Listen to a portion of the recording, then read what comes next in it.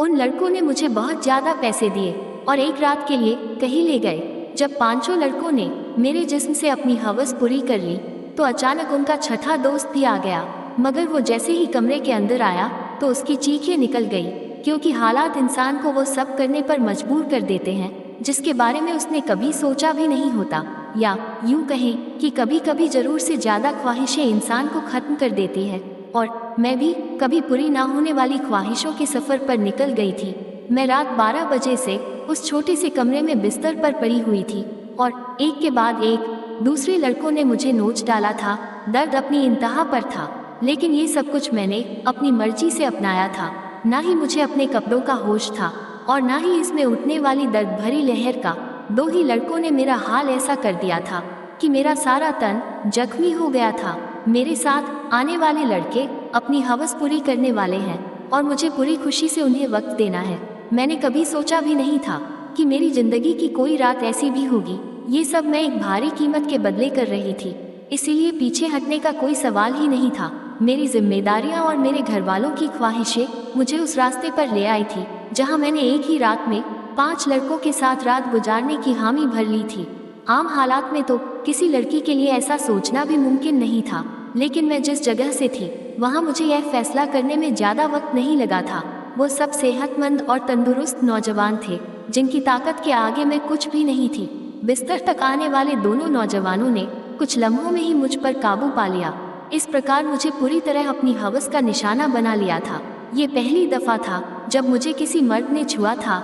दूसरे लड़के के निकलते ही तीसरा लड़का भी कमरे के अंदर चला आया। मैंने गहरी सांस बाहर निकाली।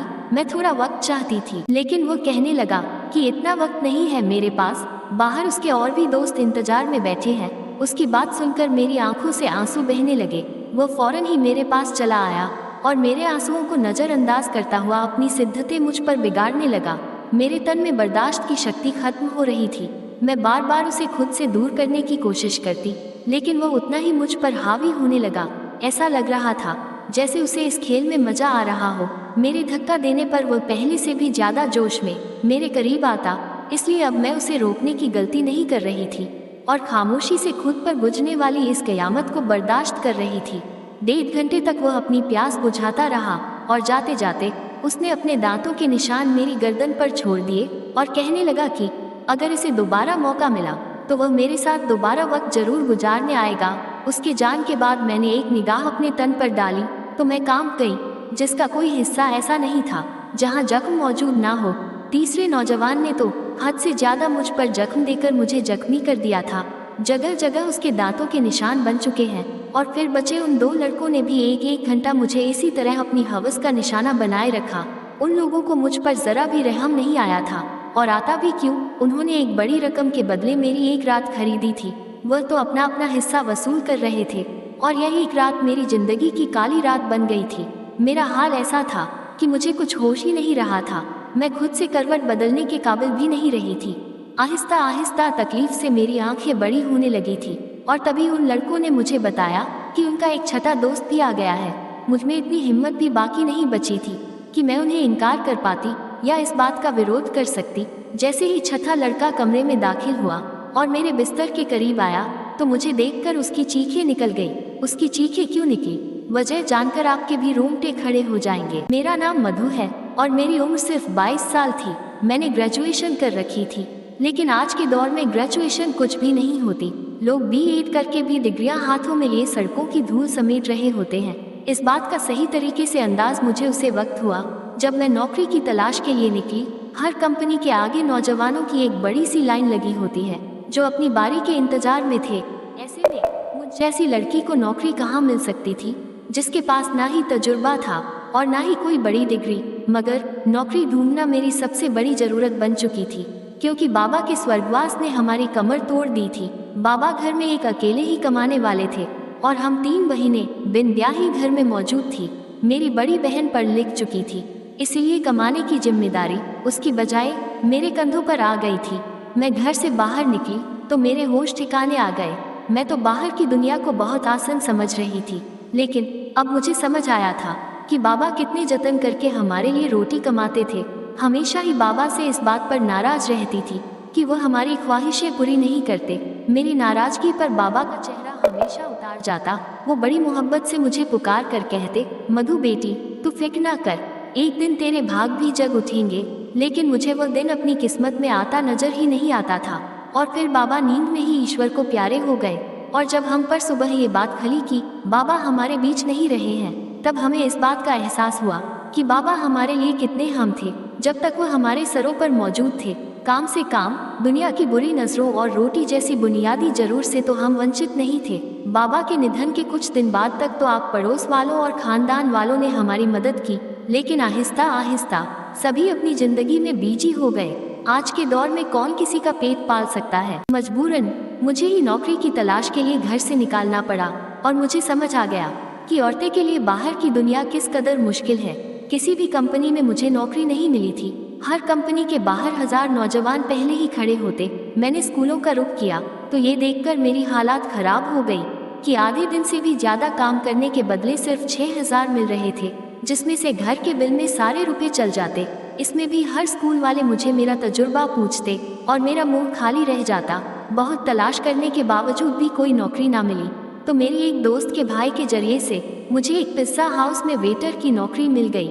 ये शहर के एक भीड़ भाड़ इलाके में बना हुआ पिज्ज़ा हाउस था, जहां हर वक्त ही मर्दों की बहुत ही ज्यादा भीड़ रहती थी।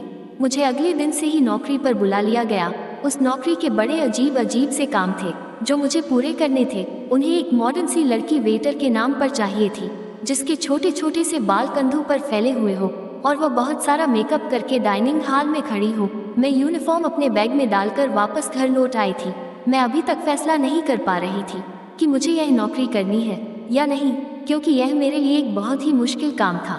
बाबा की मौजूदगी में कभी बिना जरूरत घर से निकालने की नौबत भी नहीं आई थी, और पिज्जा हाउस में तो इतने सारे मर्दों के बीच इतने छोटे कपड़े पहनकर खड़े होना मेरे लिए एक बहुत ही घुटन भरा काम था। मगर भूख इंसान से सब कुछ करवा ही लेती है।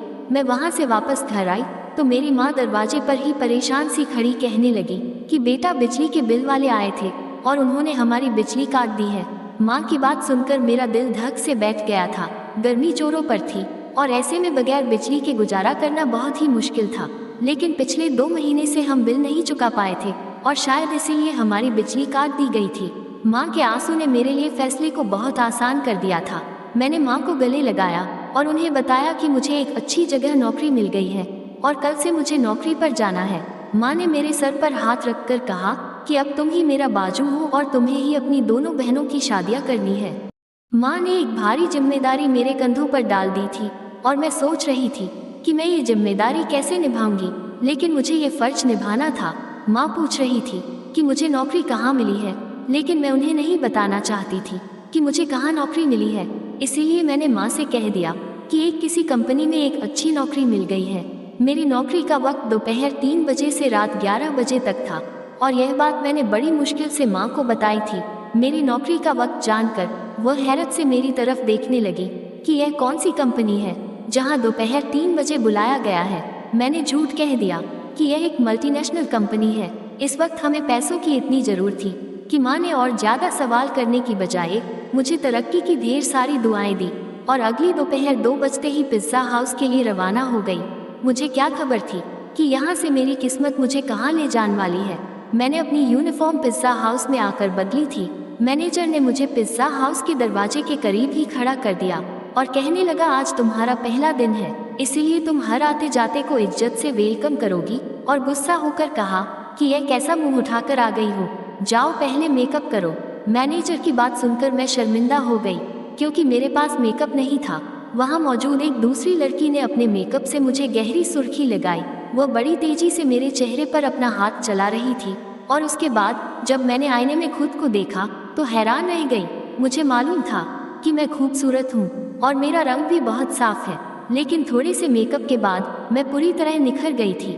मैं खुद को आईने में देख रही थी जब वो लड़की कहने लगी कि यह लोग खूबसूरती देखकर ही तो यहाँ रखते हैं, वरना काम करने को तो बहुत से लोग मिल जाते हैं। मैं जान गई थी कि यह नौकरी मुझे मेरी काबिलियत की वजह से नहीं बल्कि खूबसूरती की वजह से मिली है। नौकरी का ये पहला दिन मेरे लिए बहुत ही भारी था। मैं 3 बजे से दरवाजे पर खड़ी आने वाले मर्द और औरतें को वेलकम कर रही थी। यहाँ औरतों की तादाद कम ही आई थी ज्यादातर मर्द ही आ रहे थे। रात तक मेरे पैरों में बहुत ज्यादा दर्द हो चुका था और अभी मुझे वापस बसों में धक्के खाते हुए घर भी पहुंचाना था। 12 बजे के करीब मैं घर पहुंची थी। माँ मेरे इंतजार में जाग रही थी। मैंने माँ के साथ बैठकर खाना खाया और फौरन ही बिस्तर पर लेट गई। मुझे बाबा की बहुत याद आ रही थी। बाबा मेरे सबसे ज्यादा नखरे उठाया करते थे, फिर भी मैं हमेशा उनसे किसी ना किसी बात पर रूठ जाती थी। पैरों की तकलीफ से तड़पते तड़पते कब मुझे नींद लग गई पता ही नहीं चला। अगले दिन मैं फिर 2 बजे के करीब घर से निकल गई थी। आज मुझे दरवाजे के पास खड़ा नहीं किया गया था, बल्कि ऑर्डर लेने का काम दिया गया था। ये काम मुझे थोड़ा सा आसान लगा था, लेकिन कुछ ही देर में अंदाजा हो गया कि यह काम बिल्कुल भी आसान नहीं था। मैं जिसके पास भी ऑर्डर लेने के लिए जाती, उनमें से अक्सर मर्द मुझे सर से पाँव तक देखते और मुस्कुराते। बदले में मुझे भी मुस्कुराहट जाहिर करनी पड़ती, क्योंकि यह मेरी नौकरी का नियम था। जानबूझकर ऑर्डर देने में काफ़ी वक्त लगाते और कभी कभी तो ऑर्डर देते वक्त इस कदर करीब आ जाते कि मेरी सांस रुकने लगती। ये पिज्ज़ा हाउस मुझ जैसी वेटर की वजह से ही चल रहा था।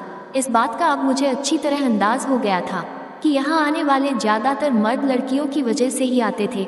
दिन तेजी से गुजर रहे थे और मुझे यहाँ नौकरी करते करते महीना हो गया था। उस एक हफ्ते में काफ़ी कुछ ऐसा हुआ जो मेरे लिए बहुत ही अजीब था। मर्दों की अजीब अजीब निगाहें, ऑर्डर देने के बहाने करीब आना और डबल मीनिंग शब्दों का बोलना। लेकिन उस नौकरी की सबसे अच्छी बात ये थी कि तनख्वाह से हटकर उसे 1 महीने में टिप के काफ़ी पैसे जमा हो गए थे। मैंने उन पैसों से बिजली का बिल पे किया था। आहिस्ता आहिस्ता मैं पिज्ज़ा हाउस के माहौल की आदी होती जा रही थी। 5 लड़के रोज ही शाम के वक्त सबसे कोने वाली टेबल पर बैठ जाते। मैं ही उनके पास ऑर्डर लेने के लिए जाती थी। वो पांचों ही 25 साल के नौजवान थे जो मुझे गहरी नज़रों से देखा करते थे। आज भी मैं उनके पास ऑर्डर लेने के लिए गई तो उनमें से एक पूछने लगा, तुम यहाँ बहुत मजबूरी में नौकरी करती हो ना? मैंने हाँ का दिया।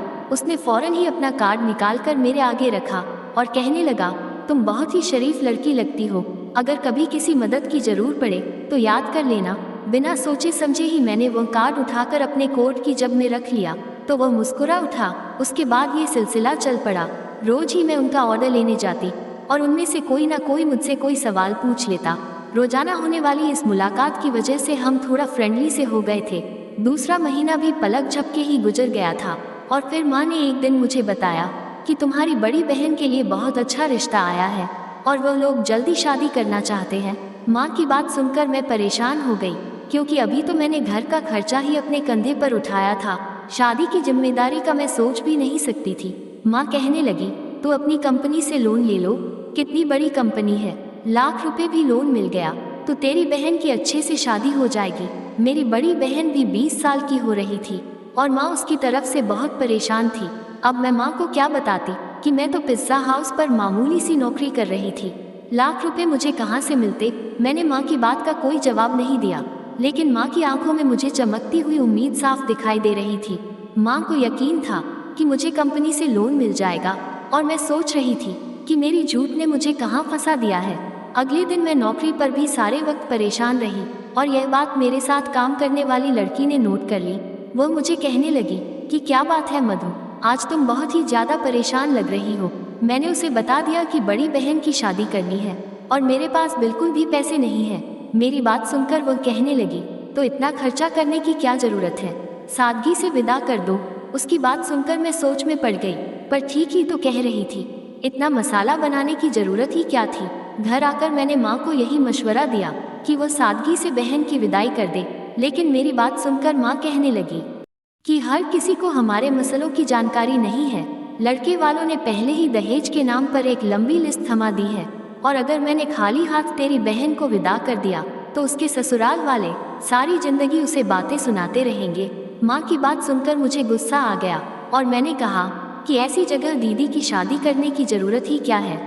मेरी बात सुनकर माँ नाराज हो गई और कहने लगी, ना जाने कैसे करके तेरी बहन का एक अच्छी जगह से रिश्ता आया है और तू इसमें भी नक्स निकाल रही है। अगर आज तेरा बाप जिंदा होता तो मुझे तेरी मिन्नत ना करनी पड़ती। वो खुद ही अपनी बेटी के लिए कैसे भी करके रकम जमा कर लेते। माँ की आंखों में आंसू ही गए थे और उनकी बात ने मेरा दिल भी दुखा दिया था। वो ठीक ही कह रही थी। अगर बाबा जिंदा होते तो वह किसी भी तरह पैसे जमा कर ही लेते। मैंने माँ को गले लगा लिया और उनसे वादा कर लिया कि मैं जल्द ही पैसों का इंतजाम कर लूँगी। मैं खुद भी नहीं जानती थी इतने सारे पैसे मुझे कहाँ से मिलेंगे। बाप का साया वाकई औलाद के लिए बहुत बड़ा आशीर्वाद होता है। वो अपनी जान पर खेलकर भी औलाद को जिंदगी के सारे सुख देता है, और मेरे लिए अपने बाप की जगह लेना बहुत ही मुश्किल था। दिन यूं ही परेशानी में गुजर रहे थे। मैंने पिज्जा हाउस के मैनेजर से पैसों की बात की थी, लेकिन मेरी बात सुनकर जिन नजरों से उन्होंने मुझे देखा था, मैं खुद ही जमीन में गड़ गई थी। वो लड़के अब भी रोजाना पिज्जा हाउस आते थे। मैं उनका ऑर्डर लेने गई तो उनमें से एक कहने लगा, क्या बात है, आज तो आपका चेहरा बिल्कुल ही उतरा हुआ है। उसकी बात सुनकर ना जान क्यों मेरी आंखों में आंसू आ गए थे। वह बार बार पूछने लगा कि मैं उसे अपनी परेशानी बताऊं। ना चाहते हुए भी मैंने उसे अपना मसला बता दिया था, क्योंकि मुझे भी किसी ऐसे इंसान की तलाश थी जिसके आगे मैं खुलकर अपना दर्द बयान कर सकूं। मेरी बात सुनकर उनके चेहरे पर मुस्कुराहट आ गई और वह कहने लगा कि इतनी छोटी सी बात के लिए आप इस कदर परेशान हैं। हमने आपको अपना कार्ड इसीलिए दिया था कि कोई भी परेशानी हो तो आप हमें याद कर ले। मैं हैरत से उनके चेहरे देखने लगी। मैं ये सोच भी नहीं सकती थी कि वह 5 अजनबी लड़के मुझे पैसे दे सकते हैं, लेकिन उन पांचों ने फौरन ही मुझे लाख रुपए ऑफर कर दिए। मैं उनकी तरफ देख रही थी। वह लाख रुपए देना उनके लिए कोई बड़ी बात नहीं है, लेकिन मुझे भी उनके कुछ काम आना होगा। उनकी बात सुनकर मैं थितक गई। उन लड़कों को मुझसे क्या काम हो सकता था, ये बात समझने में मुझे ज़्यादा देर नहीं लगी थी। मैंने फौरन ही घबराकर कहा कि मैं एक शरीफ घराने से संबंध रखती हूँ और मैं कोई गलत काम नहीं कर सकती। वो हंसकर कहने लगे कि हमने सिर्फ पेशकश की है, कबूल करना या ना करना आपकी मर्जी है, लेकिन आज के दौर में कोई भी इतने रुपए नहीं देगा, चाहे वो आपका करीबी रिश्तेदार ही क्यों ना हो। बात तो उनकी भी बिल्कुल ठीक थी, लेकिन मैं अपनी इज्जत गिरवी रखकर लाख रुपया हासिल नहीं करना चाहती थी, इसलिए मैंने उन्हें साफ इनकार कर दिया। मैं हालात से पूरी तरह थक चुकी थी और ऐसे ही थकी हारी जब लौटकर घर आई तो मेरी माँ और बहन मेरे इंतजार में थी। माँ ने बताया कि दीदी के ससुराल वाले 1 महीने बाद ही शादी की बात कर रहे हैं और वह दीदी के साथ साथ छोटी को भी अपने छोटे बेटे के लिए लेना चाहते हैं। इसी तरह एक खर्च में दोनों शादियाँ हो जाएगी। छोटी के रिश्ते का सुनकर जहाँ मुझे खुशी हुई थी, वही 1 महीने का वक्त सुनकर मेरी जान निकल गई थी। पैसों का कोई इंतजाम ना हो सका था और माँ मुझसे उम्मीद लगाए बैठी थी। मैंने एक नज़र अपनी दीदी के चेहरे पर डाली, जहाँ बहुत समय बाद खुशी की रौनक नजर आ रही थी। मैं भी दीदी के ससुराल वालों से मिली थी। वो लोग वाकई बहुत अच्छे लोग थे, लेकिन आज के दौर में सादगी और बगैर दहेज के कौन दुल्हन विदा करवाता है, वह भी इसी समाज में रहने वाले थे। मैं अपनी बहनों की खुशी को हमेशा कायम देखना चाहती थी। मैंने माँ से कहा कि आप शादी की तारीख पक्की करते ही पैसों का इंतजाम हो जाएगा। मेरी बात सुनकर तो घर में खुशी की लहर दौड़ गई थी, मगर वह लोग इस बात से बेखबर थे कि यह खुशी उन्हें मेरी आबरू की बर्बादी के बदले होने वाली थी। अगले दिन मैंने उन 5 लड़कों से हामी भर ली। वो मुस्कुराकर कहने लगे कि हम जानते थे कि आप जरूर मान जाएंगे। उन 5 ने एक रात के लिए मुझे अपने साथ ले जाने की बात की थी। मैंने माँ को बता दिया कि साल के आखिर की वजह से कंपनी में काम बहुत ज़्यादा है और मुझे एक रात कंपनी में ही गुजारनी होगी। कंपनी ने मेरा लोन मंजूर कर लिया है, इसीलिए मैं उनकी बात मानने को मजबूर हूँ। लोन पास होने की बात सुनकर माँ इस कदर खुश हो गई कि उन्होंने मुझे रात रुकने की इजाज़त भी दे दी और मैं पिज्जा हाउस से छुट्टी होने के बाद उन 5 लड़कों के साथ चली गई। उन 5 ने मुझे अपनी दरिंदगी का निशाना बना डाला और जब छठा लड़का अंदर आया तो मुझे देखकर उसकी चीखें निकाल गई, क्योंकि पूरा बिस्तर खून में भीगा पड़ा था और मैं अपनी जिंदगी की शायद आखिरी सांस ले रही थी। उसने तुरंत ही मुझे अपने बाजू में उठाया और गाड़ी में डालकर एक छोटे से अस्पताल में ले आया, जहां शायद उसका कोई जानकार वाला ही डॉक्टर था। कई घंटे आईसीयू में रहने के बाद मेरी हालत कुछ बेहतर हुई, लेकिन मेरा जख्मी तन मेरी बर्बादी की गवाही दे रहा था। वो लड़का उन 5 का ही दोस्त था, लेकिन उसके अंदर इंसानियत अभी बाकी थी और उसे मुझ पर रहम आ गया था, वरना शायद मैं इस बिस्तर पर ही दम तोड़ देती। मैंने माँ को फ़ोन करके बता दिया था कि मेरी कंपनी से छुट्टी नहीं हुई है। उस लड़के ने अस्पताल का सारा खर्चा खुद उठाया था और उसके दोस्तों से वो लाख रुपए लेकर मुझे दिए थे। वो 5 बहुत ही अमीर कारोबारी लोगों के बेटे थे। वो चाहते तो बगैर मुझे बर्बाद किए भी मेरी मदद कर सकते थे। मेरे ठीक होने पर मुझे अस्पताल से छुट्टी मिल गई थी और रकम भी मेरे हाथ आ गई थी, लेकिन अब कुछ भी पहले जैसे नहीं रहा था। उस लड़के ने मुझे अपनी फैक्ट्री में नौकरी की ऑफर दी थी और यकीन दिलाया था कि मैं वहाँ इज्जत से नौकरी कर सकूंगी। आज मेरी दोनों बहनों की शादी हो गई और मैं उस लड़के की फैक्ट्री में नौकरी कर रही थी।